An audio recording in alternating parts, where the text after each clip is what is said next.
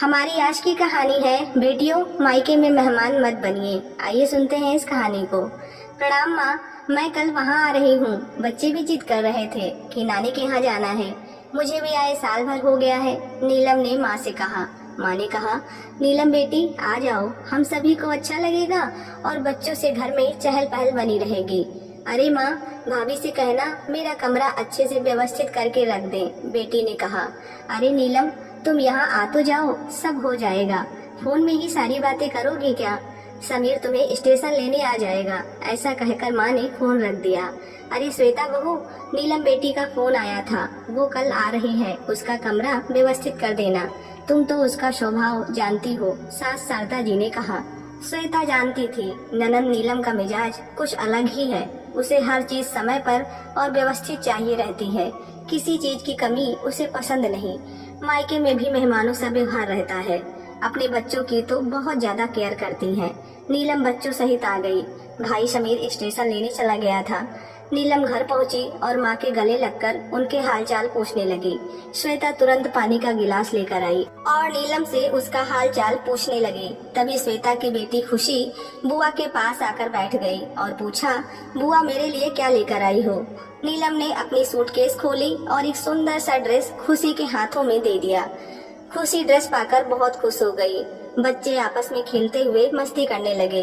तभी नीलम ने कहा, श्वेता भाभी, हमारा कमरा व्यवस्थित है ना? पिछली बार आई थी तो कूलर काम नहीं कर रहा था, गर्मी में पंखे में ही सोना पड़ा था। एसी तो आपके कमरे में ही लगा है। श्वेता ने हंसते हुए कहा, नीलम दीदी, इस बार आप हमारे कमरे में सो जाना, हम लोग दूसरे कमरे में सो जाएंगे, आपको कोई परेशानी ना होगी। शारदा जी सब सुन रही थी। उन्होंने तुरंत नीलम से कहा, अरे बिटिया, इस बार तुम्हारे समीर भैया ने नया कूलर ले लिया है, तुम आराम से रहना। अरे माँ, मैं तो भाभी से यूं ही मजाक कर रही थी, नीलम ने कहा। श्वेता जानती थी नीलम हर बात में उसे ताना मारती है, पर वो चुप रहती। श्वेता चाहती थी कि नीलम दीदी जितने दिन भी रहे उन्हें किसी बात की तकलीफ ना हो, क्योंकि अब पिताजी भी नहीं रहे, उन्हें पिता की कभी कमी महसूस ना हो। श्वेता हर तरह से खुश रखने की कोशिश करती। समीर बाजार जाकर काफी सारा घर का किराना और बच्चों के लिए चॉकलेट मिठाई ले आया। एक दिन दोपहर के वक्त सब खाना खा रहे थे और श्वेता गर्मा गर्म पूरी तल रही थी। तब शारदा जी ने कहा, बहू तुम सबके साथ खाना खाने बैठ जाओ, मैं पूरी तल देती हूँ। श्वेता कुछ बोलती इसके पहले नीलम ने कहा, माँ तुम क्यों पूरी तलोगी, भाभी को बनाने दो। अब तुम्हारी उम्र है क्या ये सब काम करने की? सारा दिन कुछ न कुछ तो करती रहती हो। श्वेता ने सास की तरफ देखते हुए कहा, माँ जी आप खाना खा लें, मैं बाद में खा लूंगी। नीलम आराम से मायके में दिन गुजार रही थी। समीर भी छुट्टी के दिन सब परिवार घुमाने और होटल ले जाता। एक दिन बातों ही बातों में नीलम ने श्वेता से पूछ ही लिया, भाभी आप मायके नहीं जा रही हो? जवाब देते हुए श्वेता ने कहा, मैं तो अभी जाने ही वाली थी, क्योंकि मेरे पिताजी की तबीयत ठीक नहीं चल रही है, पर आपका फोन आ गया तो मैंने जाना कैंसिल कर दिया। अब माँ जी कितना अकेले घर का काम करती, अब आपके जाने के बाद ही जाना होगा। अच्छा किया भाभी आपने जो मायके नहीं गई, ससुराल से तो मैं थकी हारी आती हूँ, फिर मायके में तो पूरा आराम चाहिए ना, वरना मैं नहीं आती, नीलम ने कहा। नीलम दीदी, आपकी भी तो ननद आती होंगी, तब उन्हें भी तो पूरा आराम मिलता होगा, क्यों? श्वेता ने पूछा। नहीं भाभी, मैं तो साफ साफ कह देती हूँ, मुझसे अकेले काम नहीं होगा, उन्हें मदद तो करवानी ही होगी। इतने लोगों का खाना मैं अकेले कैसे बना सकती हूँ? नीलम हाथ हिलाते हुए बोली। शारदा जी चुपचाप सब सुन रही थी। उन्होंने तुरंत नीलम से कहा, फिर यहाँ अपनी भाभी का हाथ क्यों नहीं बटाती, वो भी तो अकेली काम से थक जाती होंगी। अरे माँ, तुम तो अपनी बहू का पक्ष लेने लगी। ऐसा है तो मैं अभी चली जाती हूँ, भाभी पर बोझ नहीं बनती। नीलम ऐसा कहते हुए रोने लगी। श्वेता जानती थी ये तो उनकी हर बार की आदत है, थोड़ा भी कुछ कहो तो बुरा मानकर रोने लगती है। श्वेता ने बात संभालते हुए कहा, अरे दीदी, माँ जी का ये मतलब नहीं था, आप तो आराम से रहिए, मुझे तो आदत है काम करने की, आप तो हर साल आती हैं, मैंने कभी कोई शिकायत की है भला? एक दिन शारदा जी अपने कमरे में आराम कर रही थी। तभी नीलम ने अंदर आते ही पूछा, माँ भाभी नजर नहीं आ रही, कहीं बाहर गई हैं क्या? हाँ नीलम, बहू कह कर गई है, कुछ देर में आ रही हूँ, शायद कुछ काम से गई होगी, माँ ने बताया। नीलम ने कहा, माँ तुम्हारा गला कैसे खाली है? चैन नहीं पहनी? कहीं भाभी ने तो नहीं रख ली? शारदा जी कुछ कहने ही जा रही थी कि इतने में श्वेता कमरे में दाखिल होते हुए बोली, लीजिए माँ जी, आपकी चैन।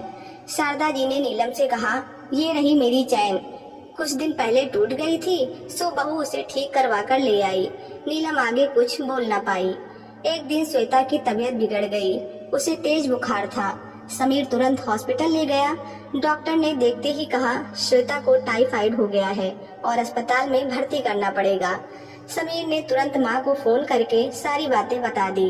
शारदा जी नीलम को सारी बात कहकर तुरंत हॉस्पिटल पहुंची। शारदा जी श्वेता के सिरहाने बैठी और उसे तसल्ली दे रही थी। कुछ दिनों में सब ठीक हो जाएगा। शारदा जी ने समीर से कहा, तुम घर चले जाओ, घर में नीलम और बच्चे हैं। नीलम से कहना श्वेता के लिए खिचड़ी बना दे। अब घर की सारी जिम्मेदारी नीलम पर आ चुकी थी, पर वो करती भी क्या। उसने सबके लिए खाना बनाया और भाभी के लिए खिचड़ी बनाकर समीर के हाथों हॉस्पिटल भेज दी।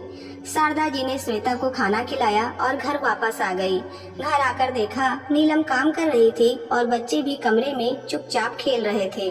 माँ के आते ही नीलम ने पूछा, भाभी की तबीयत कैसी है? शारदा जी ने कहा, श्वेता काफी कमजोर हो गई है, कुछ दिन हॉस्पिटल में रखना पड़ेगा। तुम तो अब यहीं हो, मुझे किसी बात की चिंता नहीं, तुम घर संभाल लेना।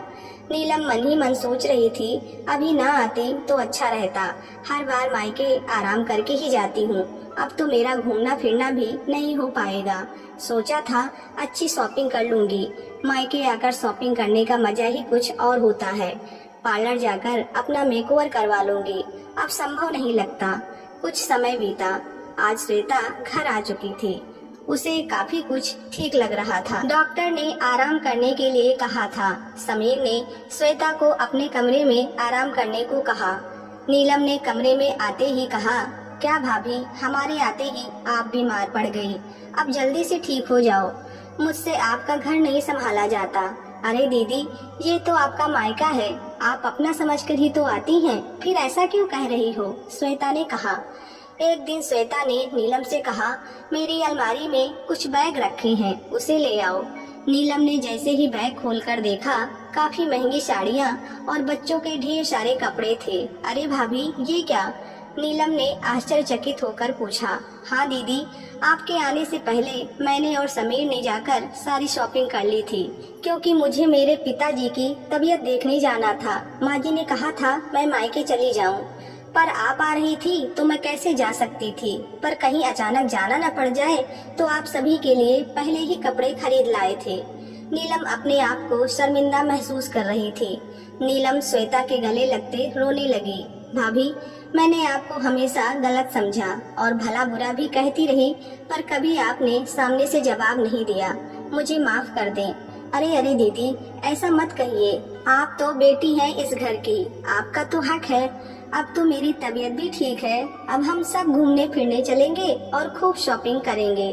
शारदा जी सब देख सुन रही थी कि श्वेता कितनी समझदार और सुलझी बहू है। ननद को हमेशा बहन की तरह ही मानती रही। समीर ने कभी उसे पिताजी की कमी महसूस न होने दी, उसकी हर चीज का बखूबी ध्यान देता रहा, पर नीलम ने भाभी को कभी वो महत्व नहीं दिया जिसकी वो हकदार थी।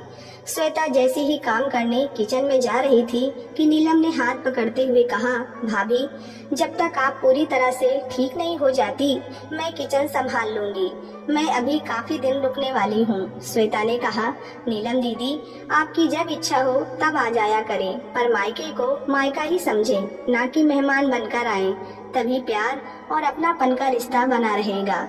मायके में माँ के बाद भाभी ही सब कुछ होती हैं, उनसे प्यार और अपनेपन का रिश्ता बनाकर रखें ताकि मायके में कभी बोझ न समझा जाए।